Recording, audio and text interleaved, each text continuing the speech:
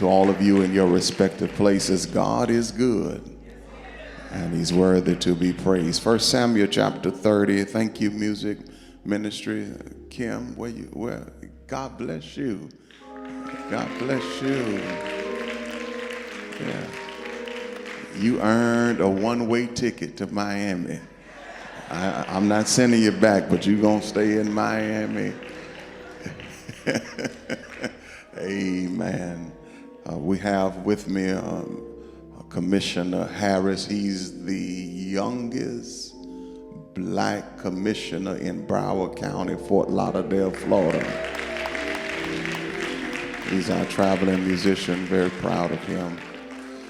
1 Samuel chapter 30, verse number 8, reading from the New King James Version of the Bible. So David inquired of the Lord, saying, shall I pursue this troop? Shall I overtake them? And he answered him, pursue, for you shall surely take over them, and without fail recover all. So David went, and he and 600 of his men who were with him, and came to the brook Besor, where those who were left behind. But David pursued, and he and 400 men, for 200 stayed behind, who were so weary that they could not cross the brook Besor. Then they found an Egyptian in the field and brought him to David. And David gave him bread, and he ate. And they let him drink water, and they gave him a piece of cake of figs and 2 clusters of raisins.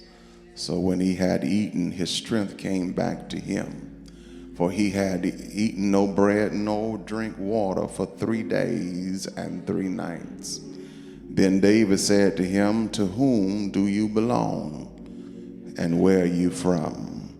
And he said, I am a young man from Egypt, a servant of the Amalekite, and my master left me behind because 3 days ago I fell sick. I want to preach for a moment. I was left to die, but I survived. I was left to die. You may be seated, but I survived. Ladies and gentlemen, it's an incredible thing just to survive. If you ever watch National Geographic, you notice that wild animals live with one basic instinct, and that is to survive. It's also interesting to know that even if a person is stripped of everything that they have, there's still something within that person that they have a desire to survive. There is something that's within them that declares, watch this, that I want to live. Church, it's a wonderful thing, Antioch, if you can strive, and it's great if you can arrive, but sometimes it's a miracle if you can just survive. Can you tell the person next to you, I know that's right, I know. See, when you've suffered deep wounds and been through a brutal battle or had to fight incredible enemies, when you've been counted out and left for dead, it's a miracle just to survive. I don't know who it is that I'm preaching to today, but I suspect that in this room is some people who have survived this and you've survived that, and that will boldly declare on this 5th Sunday morning that I'm a survivor. I'm preaching to somebody right now. I feel it in my spirit. I'm preaching to people who have been through hell and high water, but you still made it. I'm preaching to somebody who's been kicked to the curb, but you got back up anyway. I'm preaching to, y'all better talk back to me. I'm preaching to somebody who's been let down, but you stood back up anyway. I'm preaching to somebody who's been sick, stressed, broke, busted, and disgusted, but you pulled yourself together anyway, and some way and somehow you still survive. Would you do me a favor and just tell the person next to you, you're talking to a miracle? See, you don't even know it because you don't don't know my testimony. You don't even know I wasn't supposed to make it. You don't even have a clue that I shouldn't be alive on this Sunday morning. And out of all that I've been through and all that I've done, church, I have a testimony, and I can testify that I'm still here. And the reason why I'm still here, because I survived everything that the devil had tried to do to my life. Matter of fact, would you just lay hands on yourself and shout, I'm a survivor? In 1 Samuel, the chapter 30, we are introduced to this young man. He's at a critical time in his life. Church, his story, if you will, intersects with the story of David at a unique moment. David and his men found this young man while they were seeking to recover what had been stolen from them. He was a servant. This young man who was laying in the field, he's a servant in the Amalekite army. The Amalekite army has left this young man behind. Why did they leave him behind? Because he got sick on the journey. Church, this young man was dumped, dropped, discarded, dismissed, and forsaken. He was no longer viewed as an asset. He's now viewed as a liability. So they left him in the field by the side of the road. Antioch, I want you to know, because you're not trying to feel me, but somebody in this sanctuary, if you can be honest, you can identify with this man, because if truth be told about you, you too have been left by the side of the road. You've been dumped, dropped, discarded, dismissed, cast aside, and kicked to the curb. Somebody here today knows the deep and abiding pain of being abandoned where you once loved. And oh my God, and for one reason or another, your value of your views of others have changed. And when it did, the calls stopped coming, the flowers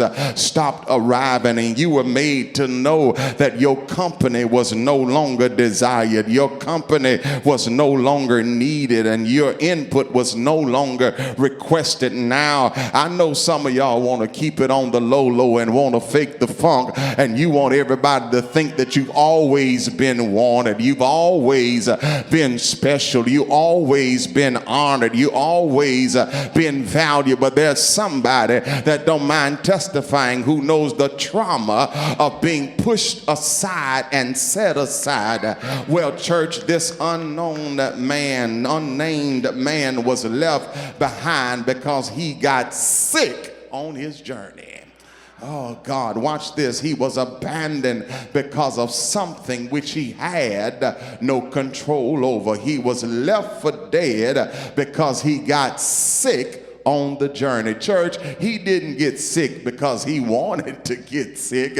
He didn't get sick because he liked to get sick. He didn't get sick because he enjoyed getting sick. He didn't get sick because he was trying to get a disability check. But church, he wanted to be well, but they left him behind to die. And somebody listening to me right now, you likewise have been rejected over something that you had no control over. You didn't ask to be born, where you were born, how you were born, when you were born, to whom you were born. You didn't ask to have the skin color, the ethnic background, the hair texture, the figure feature that you have. You didn't ask to have the wide nose, the broad lips, and the big hips. But this text points out to all of us on this morning that periodically people will be dumped, dropped, discarded, dismissed, disrespected, and kicked to the curb over stuff you had no control over. I mean, just because you want to live saved and you want to live holy, they will drop you. Just because you won't go along and get along, they will drop you. Just because you won't give it up, talk back to me, they'll drop you. See, we can halfway understand if he had been what Beyonce called a slacking, lazy, good-for-nothing, trifling kind of brother. But church, this was not this man's testimony. No, this young man was faithful and dutiful, but they still left him and left him behind to die. Somebody here knows this man, because although I'm talking about him, I'm really talking about you. That you've been faithful and dutiful and responsible. Your family and your friends watch you go through what you went through, and they tell you all the time that they wouldn't have taken all that you took as long as you took, and yet for all of your faithfulness, you've been dumped, dropped, discarded, dismissed, left for dead, and kicked to the curb. Church, look at this man. Don't you see him? He's in the field. He's been forsaken by his master. No doubt many things ran through his mind, because the truth of the matter is, when you're in the middle of the road with no strength left, all you can do is ask yourself, what did I do wrong? What could I have done differently? Or what should I have done differently? How long will this thing take before it's over? But wait a minute, before you run past that reference too quickly, church, watch this. He was left to die, but the good news is, church, he didn't die. Lord, I wish I had my help with me. That's a message for somebody here on this morning, that while you were left to die, you didn't die. Maybe I need to park my car right there. Just because you've been left for dead, that doesn't mean that you have to die. I dare you to tell somebody, just because you've been left for dead, that doesn't mean that you have to die. See, this man was left behind to die, but God kept him. God, I felt that. He was already dead to his employer, but he was still alive to God. While his master didn't have any use for him, God still saw something in him. And that's a word for about 20 people. Don't you dare let anybody define your worth, because you got to come to a place in your life when you must say, I may not mean anything to you, but I mean everything to God. When people see you as useless, God sees you as useful. I know I'm not preaching to everybody, but for the few that I'm preaching to, Lord have mercy, I need you to leave here today knowing that you are valuable to God. Somebody shout, I'm valuable to God. This man was left for dead.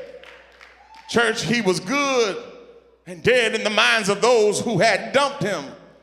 Imagine this. He was left, Dr. Taylor, on the side of the road.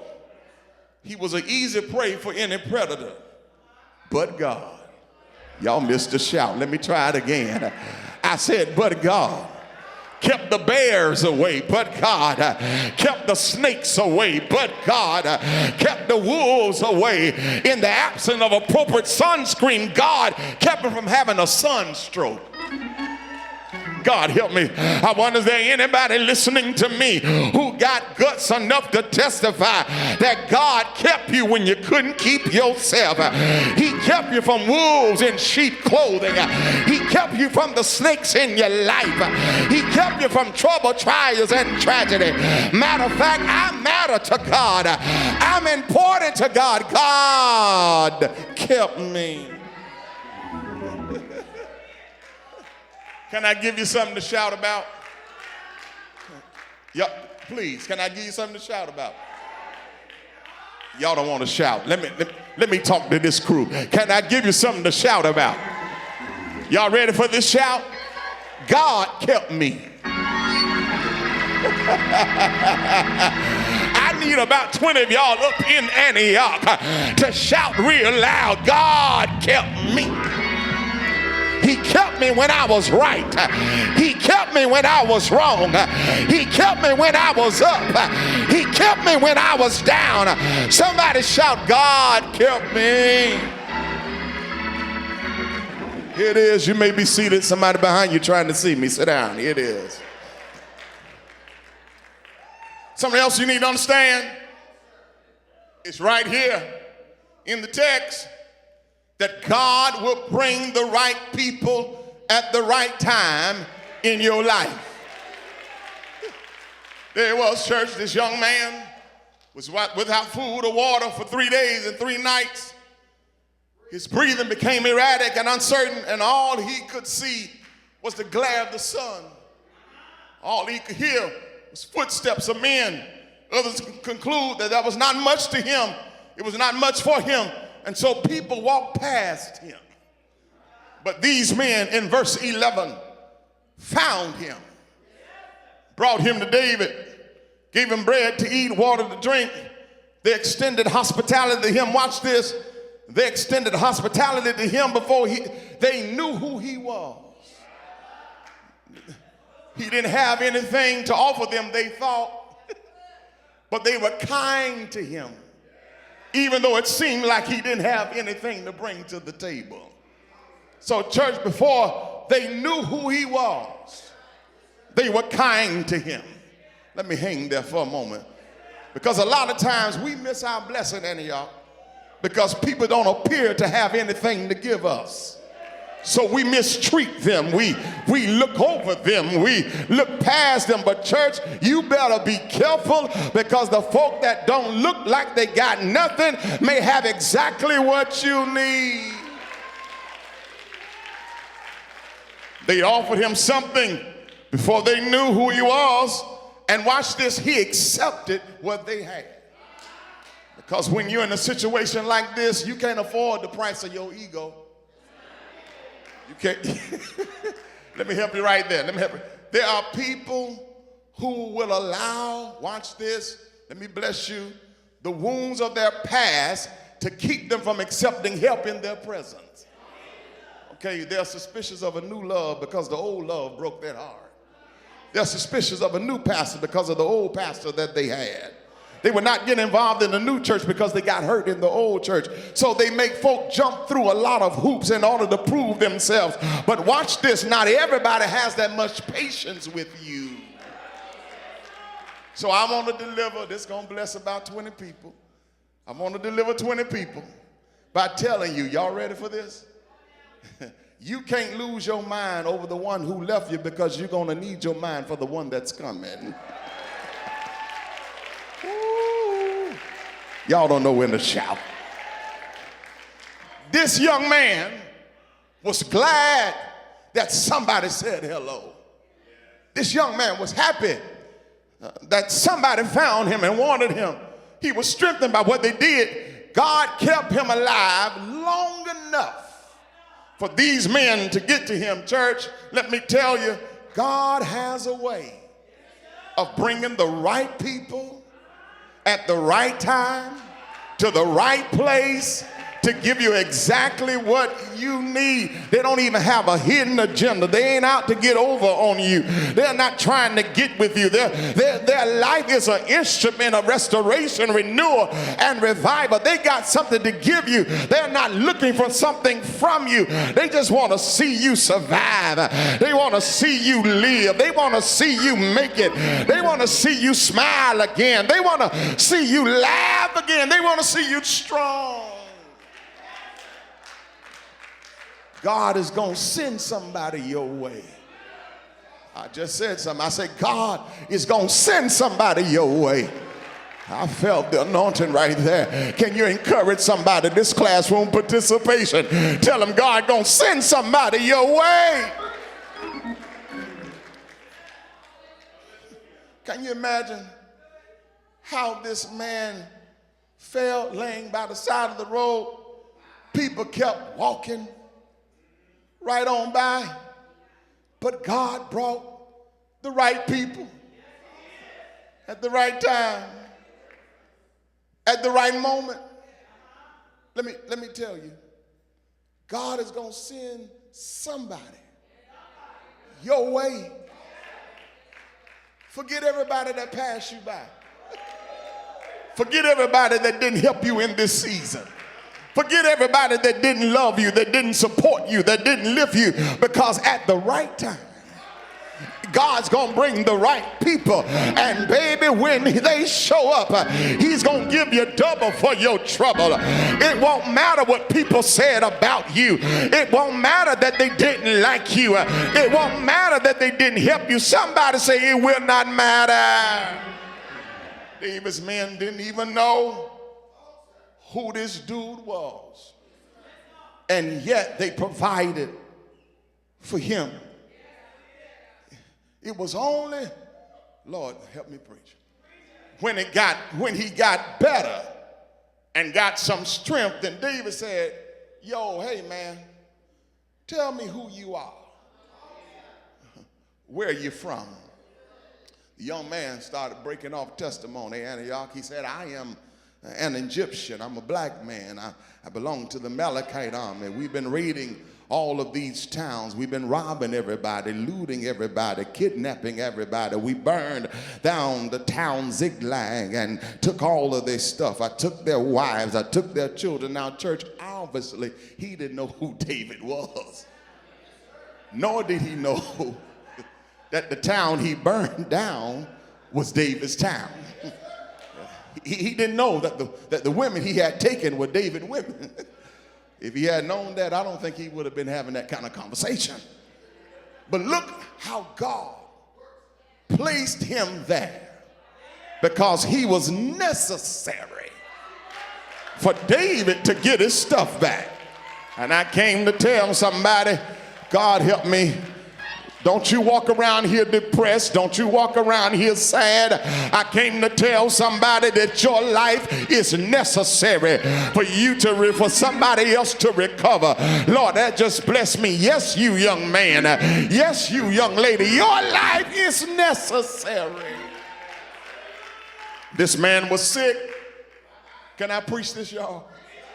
Left for dead for 3 days. Now notice that he was not killed by the Amalekites. He was just left behind to die. But God kept him, because he knew that David needed information from that man. The Amalekites didn't think that they would ever see this young man again or have to deal with him again. So they just left him by the side of the road to die. But God made it possible, watch this, for him to see them again. Can we just shout for a moment for the fatal mistake that the enemy always makes? The devil leaves you for dead when he should have killed you. Oh God, listen, that breakup should have killed you, but you still alive. That divorce should have killed you, but you're still alive. That disappointment should have killed you, but you're still alive. That cancer should have killed you, but you're still alive. You're still moving. You're still breathing. You're still praising. Somebody shout, I'm still here.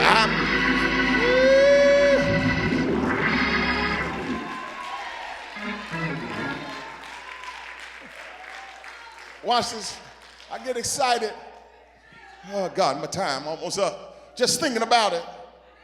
This young man was purposed by God to go through what he went through. It wasn't an accident that he got sick. Church, he could have got sick a whole lot earlier. He could have been sick a whole lot sooner. He could have been hanging out in the field a whole lot longer and died in the process. But this man was dumped at a particular time, at a particular place, and a particular moment, because God was up to something. Don't y'all miss that. I need to talk to my 20 again. I need to tell you, God is up to something. You may not can see it, but God is up to something. I said I need to preach to 20. I got 1, I got 2, I got 3, I got 4, I got 5, I got 6, I got 7, I got 8, I got 9, I got 10, I got 11, I got 12, 13, 14, 15, 16. I need about 4 more and I'll get out at 17, 18, 19, 20. I need to tell somebody, God is up to something. Can you give your neighbor a high five and testify? God is up to something.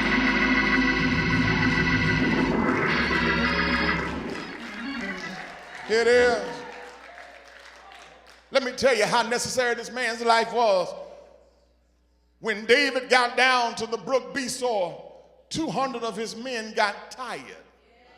And they said to David, we can't go any further. Okay, y'all don't see it because y'all ain't shouting yet. David started out with 600 men, and now he's down to 400. Who in the world want to go into battle having just lost a third of his entire army? David could have sat there and cried and begged them, please, pretty please, will y'all get your attitude together? I'm waiting on y'all. But no, if you read the text, David moves on. Do you know why David moved on? Because God moved on. And what God wanted David to see, that this one Egyptian had more to offer him than what those 200 men had who left him behind. Y'all miss your shout. In other words, I'm trying to get you to understand that you don't have to worry about people finding you, because you will not die until everybody finds you. You will not die until everybody knows your name. You will not die until everybody meets your needs. I got to tell you, brothers and sisters, your life is necessary. Comes a time in your life, listen to me, when you got to leave folk at the brook.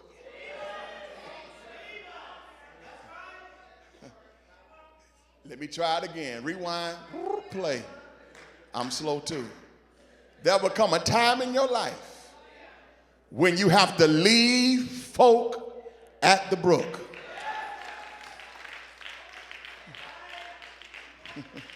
And move on. You got to cut them loose. I know that's hard to hear.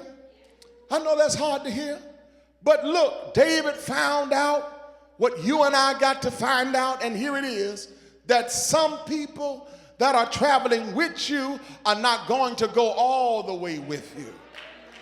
Some people are in your life for a season or reason. They're not going to go with you through the whole journey. And sometimes the way God gets you to the next level is by raising up your elevator, opening the door, and telling some folk, this is your flow, now get off. You got to cut them loose. It's right here in the text. When you get to the brook, you got to make a choice. You can't mess around and stay there with folk that are too trifling and too tired to go any further, or you have to move on with folk in the field that are waiting to go along with you. Listen, let me tell you, brothers and sisters, listen, because the folk at the brook got too much drama, but the folk in the field got dreams. The folk in the brook got complications, but the folk in the field got information. It's right here in the text. Out in the field was one man who had what 200 men didn't have. Can I tell you something?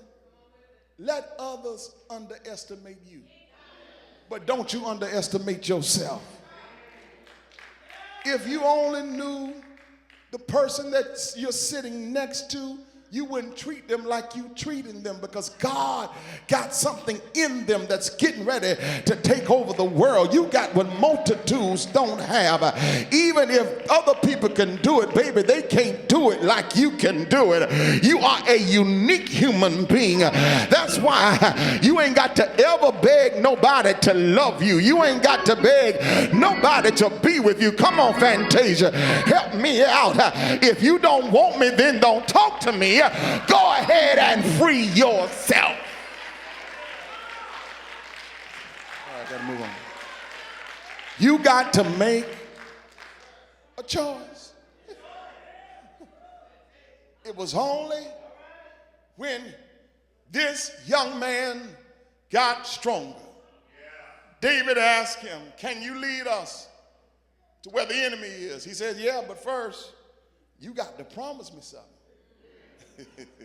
You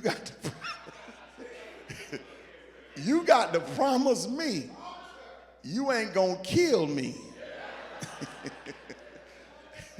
and you won't turn me back to the Amalekite army.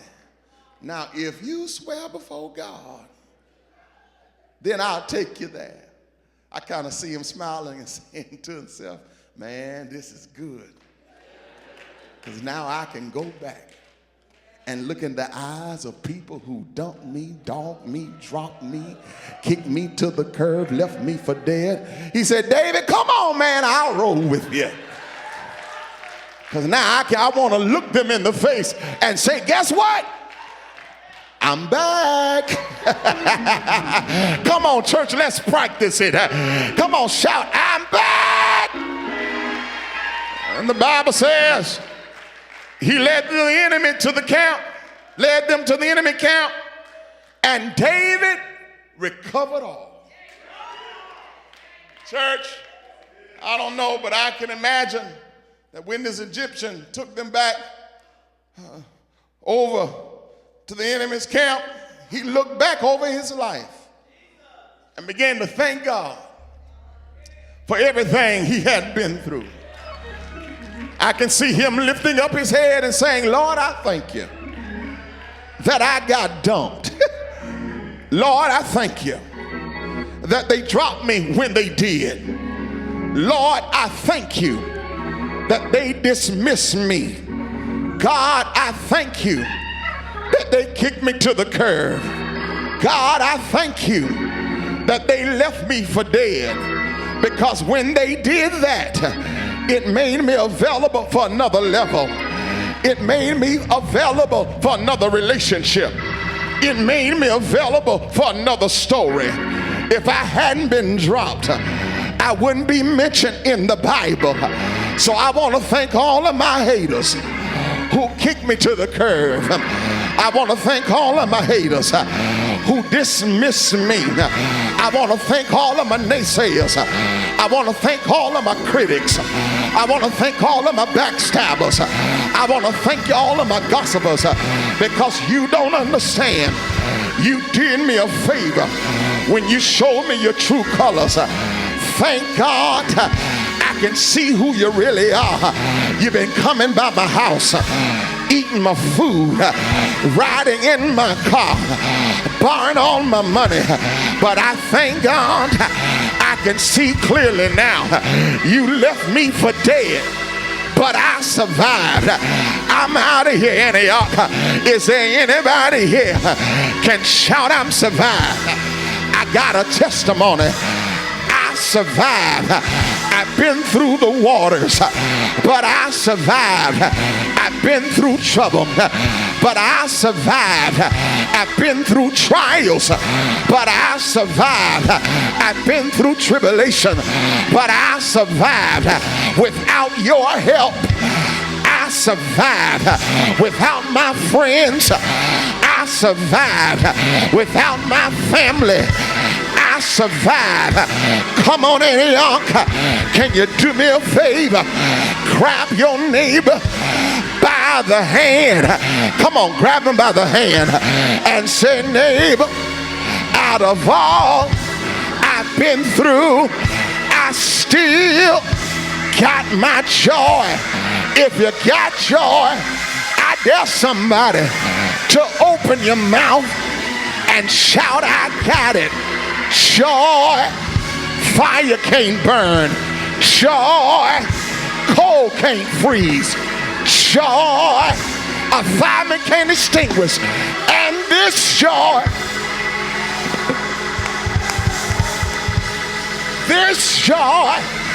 that I have, the world didn't give it to me. The world can't take it away.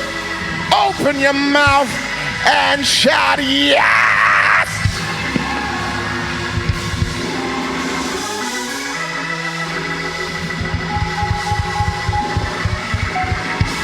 shout, yeah!